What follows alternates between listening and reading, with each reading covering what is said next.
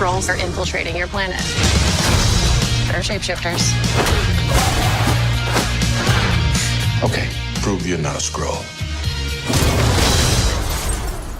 Captain Marvel is directed by Anna Boden and Ryan Fleck, and it stars Brie Larson as the titular character Captain Marvel, Marvel's first female-led superhero movie. It also stars Samuel L. Jackson as Nick Fury, and it also stars Ben Mendelsohn, Jude Law, and Annette Bening. Captain Marvel takes place in 1995, 1996, some year like that. Captain Marvel is basically this member of Kree Star Force, which is basically SEAL Team 6, but as intergalactic space team. She fights for the Kree, and the Kree are in a war with the Skrulls, and the Skrulls are these shape-shifting aliens, and the Kree are just these other people.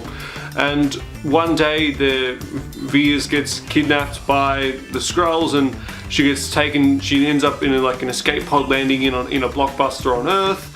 And then she teams up with Nick Fury to find the Skrulls and get rid of them because they are the bad guys. As muddling and as confusing as that is, we're at film 21 of the Marvel Cinematic Universe, and this pulls in from the Avengers and the Guardians of the Galaxy, but mostly its own new thing, so it's very difficult to explain without going into, well, here is this in this movie, whereas this in this movie, and there is all this new stuff as well. But basically, she doesn't remember her past, so she's just trying to find out who she actually is. I think Brie Larson as Captain Marvel, she did a fantastic job. I really like her as a character. I'm actually really keen to see her in a sequel, or at least interacting with the Avengers and seeing how she progresses as a character moving forward in the Marvel Cinematic Universe. Same can be said about, not really much can be said about any of the other characters that I really grew for that much towards. Nick Fury I thought was alright. We already see him progress a lot more in the Marvel Cinematic Universe.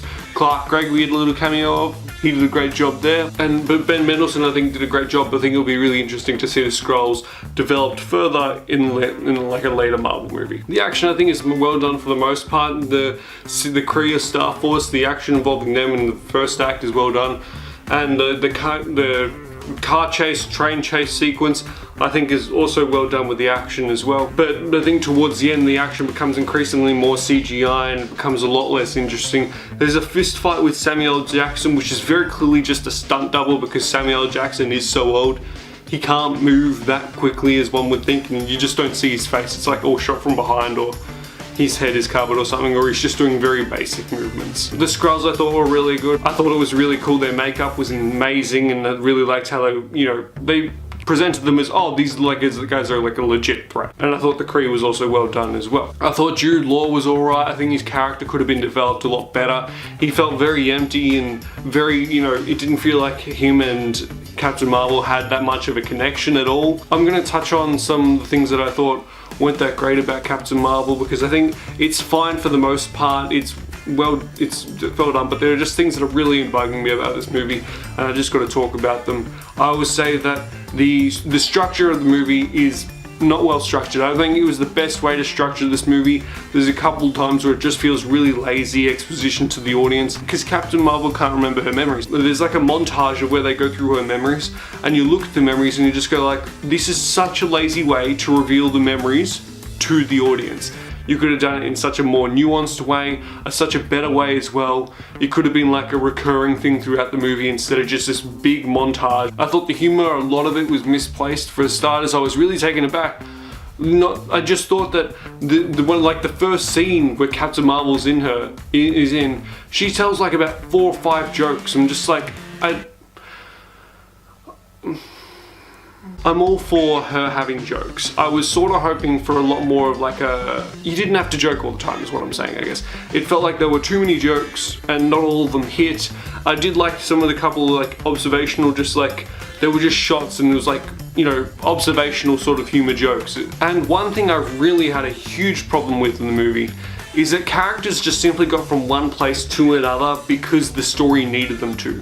There were like countless times, I think there might have been something like 3 or 4 moments in the movie where one character is clearly in one location and established in one location, and in the next scene they are in the next location, either with Captain Marvel, with the Skrulls, with the Kree, someone, like they are with someone else.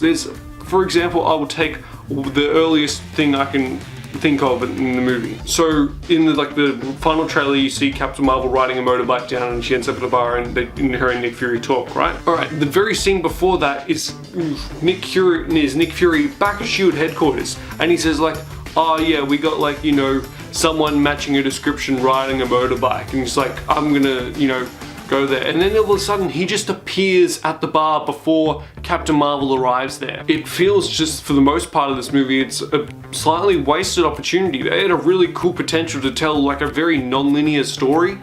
Something that they, from memory, they hadn't really done that much in the Marvel Cinematic Universe. For all of them, they've been pretty linear.